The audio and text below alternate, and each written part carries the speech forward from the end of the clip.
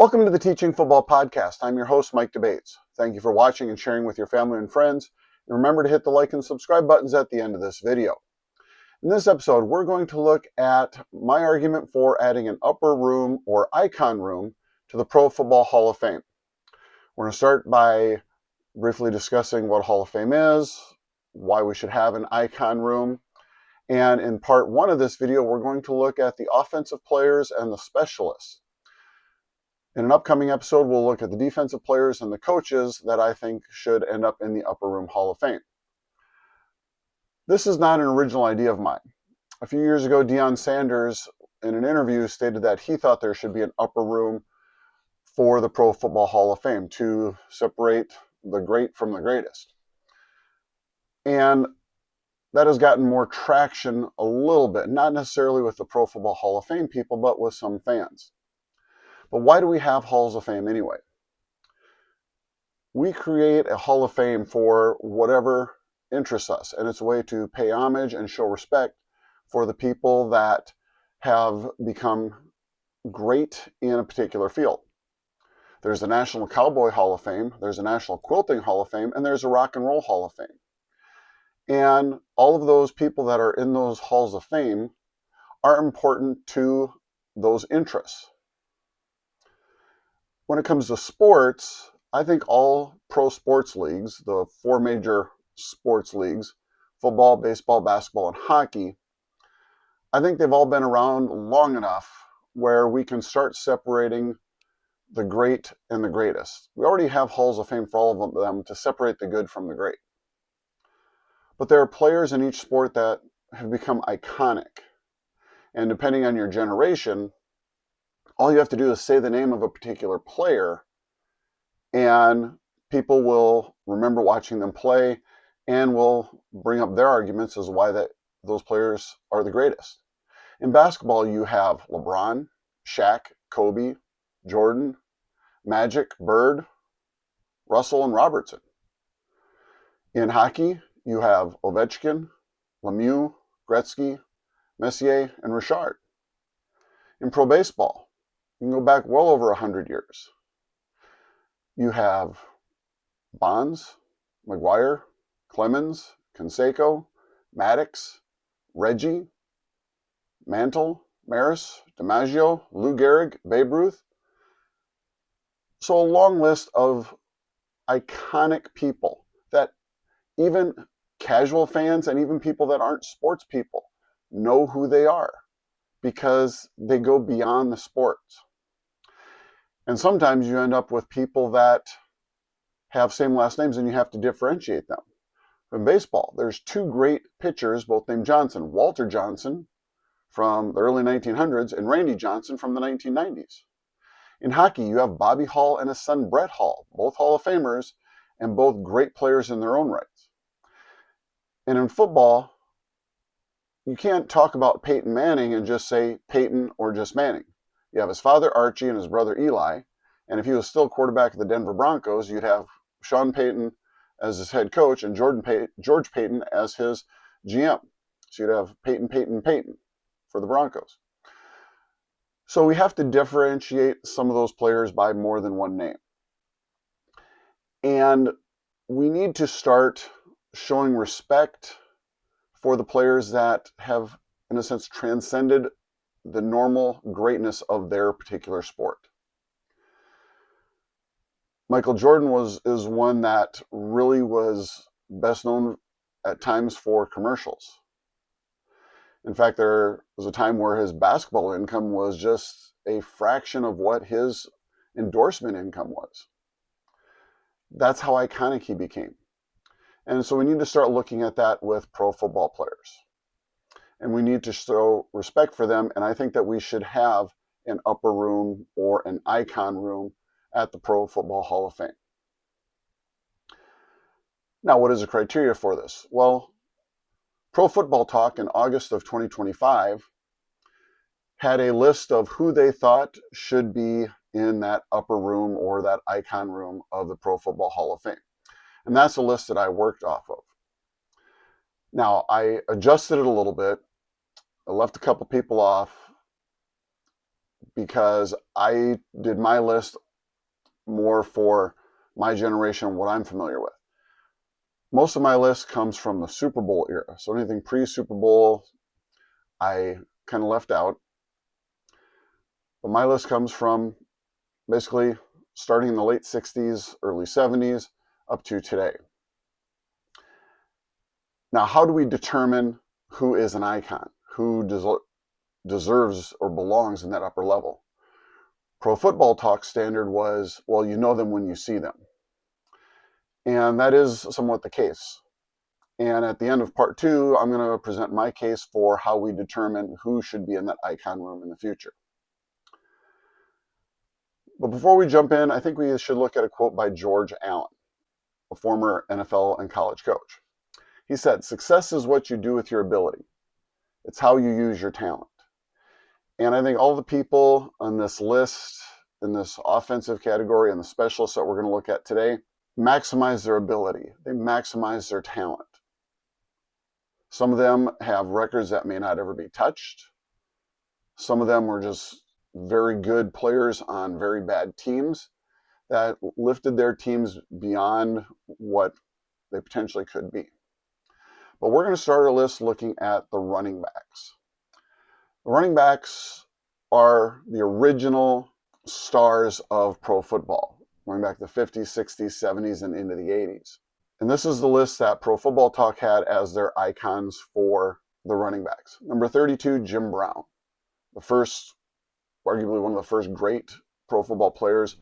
He is still a little bit the gold standard for running backs to be measured against. He led the league in rushing nearly every year he played, and he retired at the top of his game.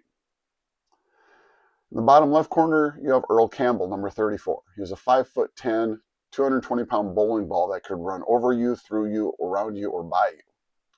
He was a fun player to watch. In the 70s, they had tearaway jerseys, and it would not be unusual for him to go through 2 or 3 jerseys in a game.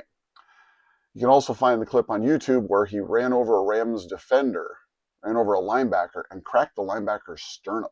Fun player to watch. As his former coach, Bum Phillips, said, he may not have been in a class by himself, but it wouldn't take you long to take roll. And in this running back room, that's very appropriate. In the top middle, you have number 29, Eric Dickerson, who played for the Rams and the Colts.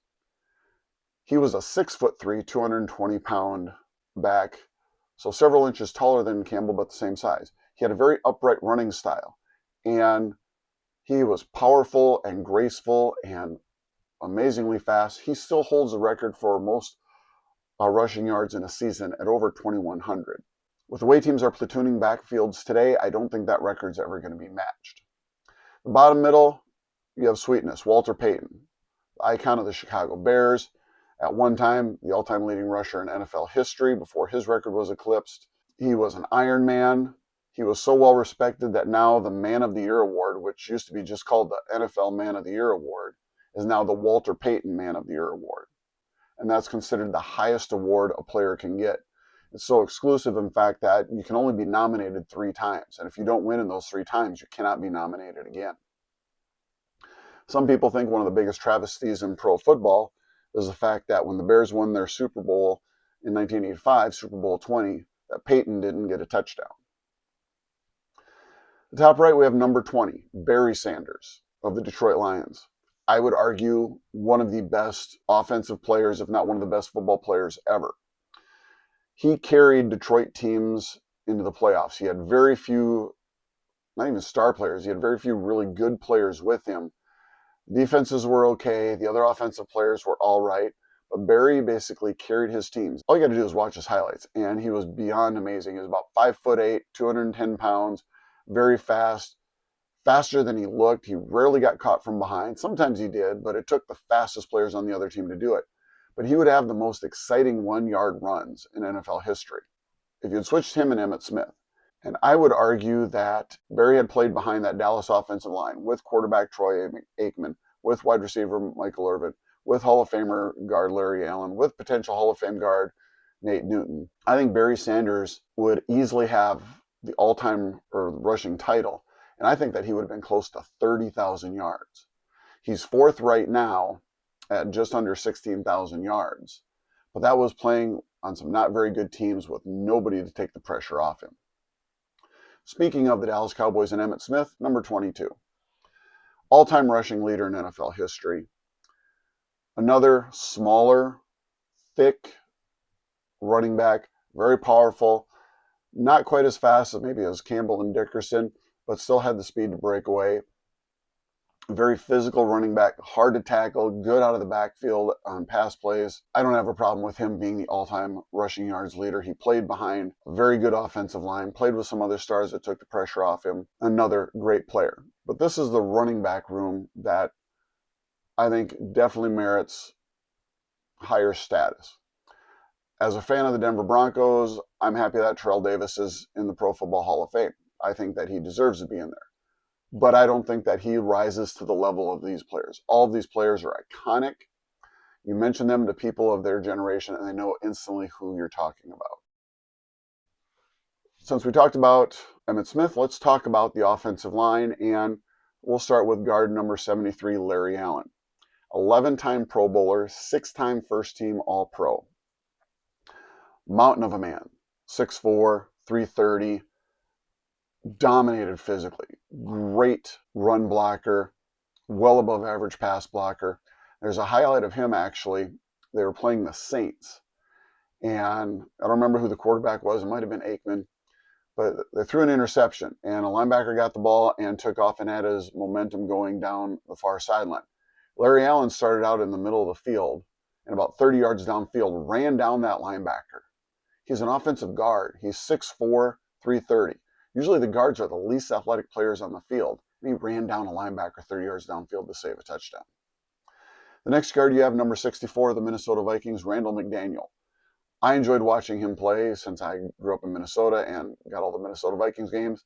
He had kind of an unusual stance, but it worked for him to the tune of 12 Pro Bowls and 7 first-team All-Pro nods. Well above average pass blocker, very good run blocker, usually could handle his blocking assignments one-on-one, and rarely, if ever, needed help. The next guard you have, number 63, Gene Upshaw of the 70s Raiders. 6-time Pro Bowler, 5 times All-Pro, part of a dominant left side of an offensive line for the Raiders during the 70s that if they could have gotten through the Pittsburgh Steelers, I think they would have had several more Super Bowl titles. Then the two centers on the list. The first one is Jim Otto, who played next to Gene Upshaw. Otto was a 12-time Pro Bowler, 10-time first-team All-Pro. 60s into the 70s, basically an icon for centers in the early part of pro football in the 70s. Next to him, you have Mike Webster, center for the Pittsburgh Steelers during the 70s, a 9-time Pro Bowler, 6-time first-team All-Pro. These two players set the standard, and I don't think we're going to see really any more great centers coming through. There are some very good ones now, but in the 80s, 90s, and first part of the 2000s, centers were good, but none of them really stood out. I think we have a couple of centers that sooner or later are going to get in the Hall of Fame. One is Jason Kelce, recently retired of the Eagles.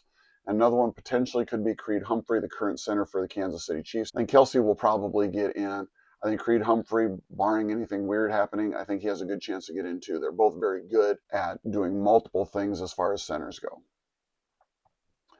Now we move on to the offensive tackles. First, you have Walter Jones, a 9-time Pro Bowler, 4-time first-team All-Pro for the Seattle Seahawks. He was dominant on the left side of the Seahawks line, great pass blocker, big physical man who was able to move opponents out even when pass blocking. Next, you have number 78, Anthony Munoz, who many people consider him the first, in a sense, modern offensive tackle. The focus was more on pass blocking than basically being like another guard and run blocking. Munoz was very much a technician, and in the 80s, if they showed, highlights, or if they showed an image of a player to promote a game, Munoz, as an offensive tackle, often was who they showed for the Cincinnati Bengals. It wasn't because they didn't have other good players, but because most football fans knew who he was and was recognized as being great. And he proved that with 11 Pro Bowls and 9 first-team All-Pro selections. In the middle, you have number 75, Jonathan Ogden, offensive tackle for the Baltimore Ravens. I believe he was their first-round pick. Absolutely dominant, there was no question that he was one of the best linemen in the NFL right from the start of his career. Another 11-time Pro Bowler, 4-time first team All-Pro. Now, with some of these more recent offensive tackles, you're not going to see as many All-Pro nods because there are so many good tackles that it's difficult to separate all of them. The next one, number 78, Art Shell. He played next to Gene Upshaw and Jim Otto, the left side of that line of the 70s Raiders. Art Shell was an 8-time Pro Bowler, 3-time All-Pro, offensive line coach, was head coach of the Raiders briefly. At that time was a big man in the 70s. Long arms, was good in pass protection when offensive linemen couldn't use their hands as much as what they can use today, and was another dominant force. And one of my personal favorites, the last guy, number 73, Joe Thomas of the Cleveland Browns. I think that he's different from all these other players because these other players were on really good teams. Joe Thomas was on the modern Cleveland Browns team that have been terrible, but he stood out. He was respected by his peers. 10-time Pro Bowler, 6-time first team All-Pro. More than Jonathan Ogden, more than Walter Jones. Thomas was the example of consistency, resiliency, toughness.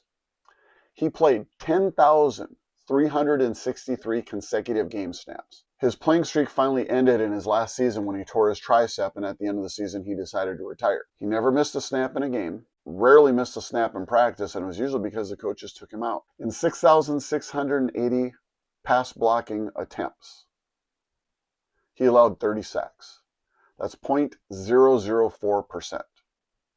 That is the definition of an icon, above and beyond what everybody else can do. And I think Joe Thomas more than belongs in this icon group, even though he was on some very bad teams. Next group we're looking at is going to be the tight ends. The first one, number 89, Mike Ditka. Yes, Mike Ditka, the head coach of the Chicago Bears, but before he was their head coach, he was their tight end for the Bears and the Dallas Cowboys of the early 70s. Ditka, even though he played, the start of his career was before the Super Bowl era, he stands out as a difference maker. He was really the first true what we call Y tight end or inline tight end that we think of today. Most tight ends prior to him were basically big offensive linemen who ran kind of fast and had decent hands.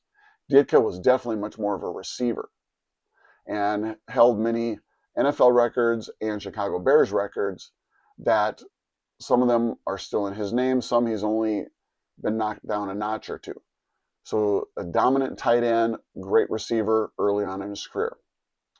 Below him, number 88, John Mackey. Great tight end for the Baltimore Colts in the 60s and early 70s, around the same time as Ditka. Such a good tight end that the college football award for tight ends is the John Mackey Award. You have to be good if they're going to name an award after you. Top right, you have Tony Gonzalez, number 88, who played most of his career with the Chiefs, ended it with the Atlanta Falcons, played basketball in college and used those basketball skills to help develop his tight end skills and become an offensive weapon. He was already a good tight end, but he was kind of the first of the modern tight ends where they're kind of like basketball players. Big, rangy, long arms, kind of that power forward style. You're starting to see tight ends get a little bit bigger, 6'6", 6'7" range, as opposed to like a 6'4" tight end. That makes it more challenging for corners and safeties to cover them, especially now that tight ends are kind of divided into two groups. You have what's called the inline tight end, who lines up next to the offensive line on the line of scrimmage and is more of a blocker. And you have what are called move tight ends, or an H-back, or an F-back, whatever you want to call them, where they are a little slimmer, not as physical, and are much more like a big-bodied wide receiver than a physical inline tight end. And the last tight end is number 80, Kellen Winslow of the San Diego Chargers. He was the first tight end of what I believe is the modern tight ends right now, ones that are receivers preceding Tony Gonzalez. Winslow in the 70s was an anomaly. He was a 6'4", 245-pound tight end who was a very good blocker on the line of scrimmage. But he was shifty enough and elusive enough that they started splitting him out wide. So who are you going to have cover him? At the time, most corners were around 5'10", 180 pounds. Or you had a 6'4", 250-pound linebacker on him, but that linebacker was a good half second slower. and not as agile as what Winslow was, so there's no way you could cover him. And safeties at the time were 6'2", 210. They were big physical guys, but they weren't great in coverage. So if you're going to cover him, you generally had to have two guys on it, most likely a corner and a safety, or a corner and a linebacker. Somebody big enough and physical enough to tackle him, but somebody fast enough to run with him. He was the first true, what I would call the tight ends of today as the modern tight ends. And I got to see him play a lot when I was growing up, and he was one of my favorite players. Moving on to the wide receivers. First one, number 88, Marvin Harrison of the Colts. He and Peyton Manning were so good, it was said that you could blindfold both of them, and they were in tune with each other and practiced with each other so much that they could run the routes. Harrison could run the routes perfectly right to the sideline, and Manning could put the ball right between the two number 8s on his jersey. They were a great combination. Harrison, I think, was, in my opinion, was one of the best wide receivers at working the sideline. He always lined up on the right side of the Colts formation, so the defense always knew where he was going to be, and that still didn't help them. Several NFL records, and the ones that he doesn't have, he's towards the top of the list, but I think he's one of the best sideline receivers ever to play the game. Next wide receiver, Don Hutson of the Green Bay Packers. Now this goes back a ways, but he's considered the first modern wide receiver. The first guy really to split out wide, the first guy to really be mostly a pass catcher, running routes, and challenging the defense. I think that he more than deserves to be in here, even though his numbers pale in comparison to wide receivers of today. The game was totally different back then, but being the first modern receiver, I think that he should be in. Next is number 84, Randy Moss, who everyone agrees is one of the best wide receivers to ever play the game. His rookie year, mostly because of off-field issues, he kept dropping in the draft. The Vikings snatched him up right away, and his career exploded. One of his secrets that not a lot of people realize was the fact that his strides were so long. Yes, he ran fast, but he also covered more ground than most players. And defensive backs who thought they could run with him suddenly found themselves trailing behind because Moss simply covered more ground than they did. His breakout game is generally considered the Thanksgiving Day game against the Dallas Cowboys, where he had 3 catches for 156 yards and 3 touchdowns. He dominated the Cowboys, and I believe it's his 3rd touchdown. He just caught a little pass out in the flat and just simply ran by the rest of the Cowboys defense. They really couldn't run with him. So he definitely belongs in here. He also has the most touchdown receptions in a season in NFL history with Tom Brady. The year the Patriots went to the Super Bowl undefeated and ended up losing to the New York Giants. Next wide receiver, Terrell Owens, number 81. He played for the 49ers, the Cowboys, and the Eagles. I think that he's one of the tougher wide receivers to ever play the game. A couple of his signature plays is one when he was in San Francisco. They were playing the Packers, and it was right at the end of the game, and he caught a touchdown pass right at the goal line. Got hit by 2 Packers players at the same time, held onto the ball, fell in the end zone. But he's also well respected as a player from the fact that in the early 2000s, the Eagles made the Super Bowl under Andy Reid. They lost to the Patriots. But earlier in the season, Owens got tackled with a horse collar tackle and broke the fibula in his leg. He was able to come back and play in the Super Bowl and was actually one of the more dominant players in the Super Bowl. The Patriots had trouble covering him. That toughness, that respect from his peers, and the fact that he was very, very good in general gets him into the icon room. And last, and certainly not least, the best wide receiver to ever play the game, Jerry Rice. He could block, he could run underneath routes, he could run middle routes, he could run deep, he could make one-handed catches. He was absolutely dominant. He could break tackles, he could run by you. Go ahead and watch his highlights sometime on YouTube. He was a step above, and he was always dressed impeccably. Even at the end of the game, he looked like he just came out of the locker room at the start of the game. He had a standard that was above and beyond anybody else. Go ahead and you can Google it and find his workout routine. Other players who tried to keep up with his offseason workout routine said he was insane, and they couldn't keep up with him. Even corners and safeties and other wide receivers said that there's no way they could keep up with him in his offseason routine. But definitely one of the greatest players to ever play the game of football, and definitely the best wide receiver. The next group are the quarterbacks, and I pushed them to the back because quarterbacks are now more prevalent in the NFL than what running backs were in the 60s, 70s, and early 80s. The NFL MVP award is basically a quarterback award. There aren't many non-quarterbacks that have won it in recent years. So they should just call it the quarterback award and then have the offensive player of the year award be for an actual player.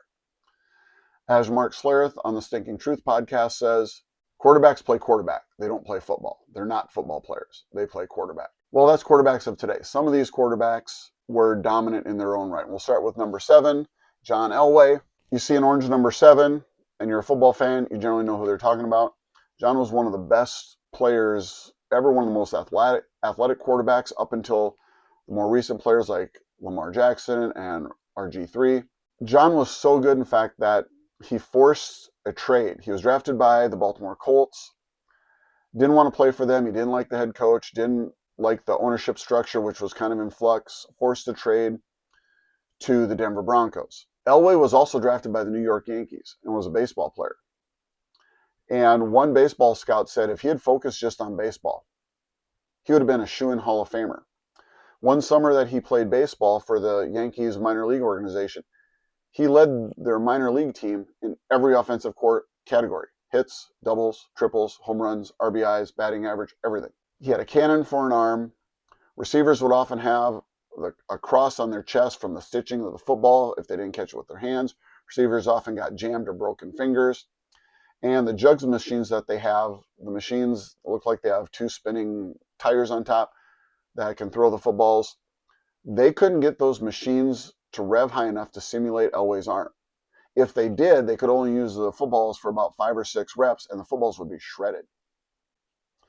So Elway is definitely up there in this icon room. The next, you have Brett Favre. Gunslinger, 3-time NFL MVP 3 years in a row. Won 1 Super Bowl, lost in another to Elway and the Broncos. One of the best quarterbacks ever, could make all kinds of great throws. Started the run of Packers quarterbacks that have spoiled Green Bay fans. First, you have Brett Favre from 92 until he was let go to make room for Aaron Rodgers, who's going to be another Hall of Fame quarterback who would probably end up in that icon room. And then Rodgers gave way to Jordan Love. So Packers fans have had nearly 35 years, 35 seasons of very good starting quarterback play. Just about any other franchise would gladly trade for that. Next, in the top middle, you have number 60, Otto Graham. Pre-Super Bowl quarterback, but I'm including him in here because he played for head coach Paul Brown in the 50s and 60s. I would classify him as the first modern quarterback where he attacked defenses downfield in combination with Paul Brown. They used the passing game not just as a way to loosen up the defense for the running game, but as, in a sense, the primary mode of attack. I would argue that he was the first great quarterback. There are some other ones. One that Pro Football Talk included in this list was Sammy Baugh, known as Slingin' Sammy Baugh. But he was more of a quarterback in the earlier 50s and the 40s, before defenses were really geared towards preparing to stop the pass. And he was more of a thrower. Otto Graham played quarterback under a demanding coach. And we'll talk about Paul Brown more in part 2 of this episode. But Graham was an extension of his coach and helped bring Paul Brown's ideas and philosophies to life on the football field, which began the evolution of what I think is modern football today. Next in the middle, you have number 18, Peyton Manning. Can't just say Manning, can't just say Peyton, as I mentioned before. Really a coach on the field. He ran his offense. There were suggestions, but he did things his own way. I would argue one of the smartest players in NFL history as far as football IQ goes. Not a great arm, not terribly athletic, but from the neck up, where really quarterback play should be focused, he was one of the best, if not the best. Below him, number 13, Dan Marino. If you have about 45 minutes to an hour, sit down sometime and find the ESPN documentary, the 30 on 30 episode of From Elway to Marino. It's a story of the 1983 NFL draft. And one of the people that they talked to was the agent who was the agent for both John Elway and Dan Marino. Marino was told by multiple teams that they'll draft him high in the draft. He ended up going near the end of the draft to the Miami Dolphins. I would argue modern NFL passing games started with Dan Marino. He was the first quarterback to throw for 4,000 yards. He had 48 touchdowns in a season. Only got to 1 Super Bowl. It was in his second year where they lost to the San Francisco 49ers. The 49ers were very, very good in the mid-'80s stretch, but the Dolphins were good. You had Mark Clayton and Mark Duper, the two wide receivers that Marino were throwing to. A couple of really good tight ends. But Marino was the first, I think, real passing quarterback. Quick release, get the ball out, and throwing 40 times a game was no big deal. And I think the modern NFL passing game really started with him. You saw many more 3 wide receiver sets, 4 wide receiver sets with Marino when most teams are still 2 running backs, 1 tight end, 2 wide receivers. Next up, you have Joe Montana, 4-0 record in Super Bowls, never threw an interception in a Super Bowl, and was the perfect quarterback for Bill Walsh's West Coast offense that stretched the defense horizontally, creating gaps that way and using the short passing game as an extension of the running game. Eventually, as the defense spreads out horizontally, the safeties come down to fill that gaps and you can go over the top. Montana, another not the most athletically gifted quarterback, but very smart quarterback. And like the quote we have at the beginning says, it's how you use your ability. It's how you use your talent. That's what all of these players did. These aren't the most athletically gifted people, but they use their abilities to the best, to their most capable, and that's why they should be in this icon room.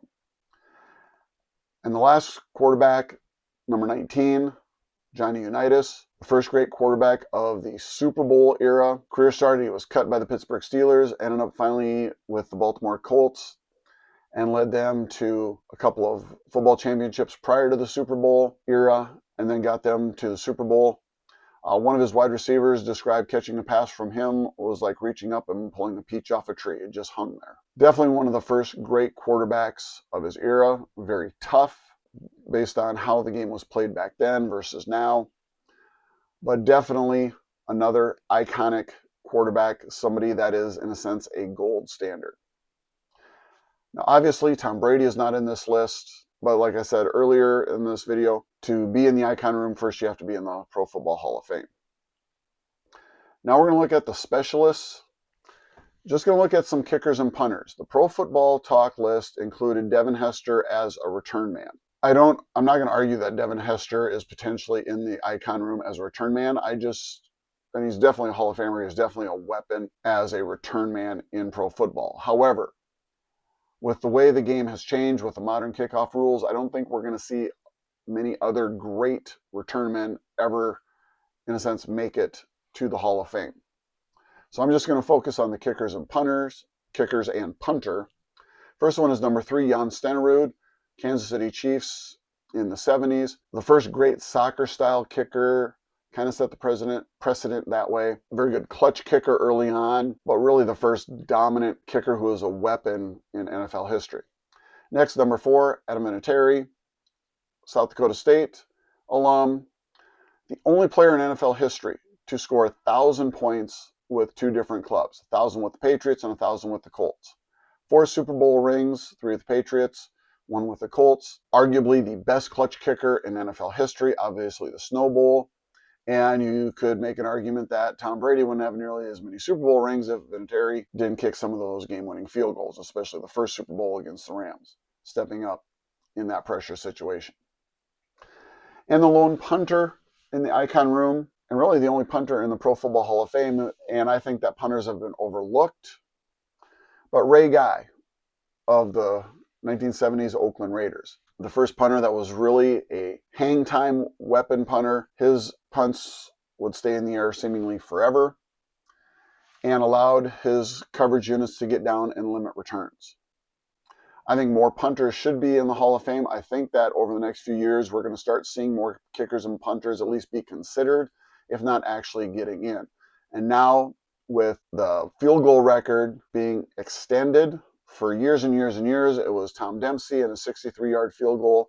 Now the record is officially 68 yards, Cam Little of the Jaguars, even though he did kick a 70-yard one in a preseason game, practice game, it didn't count. But I think that we're going to start seeing more and more kickers, and I think we should see more punters get looked at for being in the Hall of Fame. And going back to Devin Hester, yes, he's a return man, but I would like to see some specialists. There's a few players that have been great special teams players throughout their entire careers. One was Steve Tasker of the 90s Bills. Another one is Matthew Slater of the Patriots under basically the entire Bill Belichick reign. Those were key members of those teams. They were 4th and 5th wide receivers, but they were number 1 on the special teams list. So that's who I think should be in the icon room. Most of this list comes off of the Pro Football Talk list that you can look up and find. Remember, it was from August of 2025. Part 2, we're going to look at the defensive players and the coaches. So we'll be looking for that episode. But I think that it is time to have an upper room Hall of Fame, an icon room for the Hall of Fame, to establish the difference between the great and even those that the great players acknowledge were better than them. This has been the Teaching Football Podcast. I'm your host, Mike Debates. Thank you for watching and sharing with your family and friends. Remember to hit that like and subscribe button, and we'll see you on our next episode.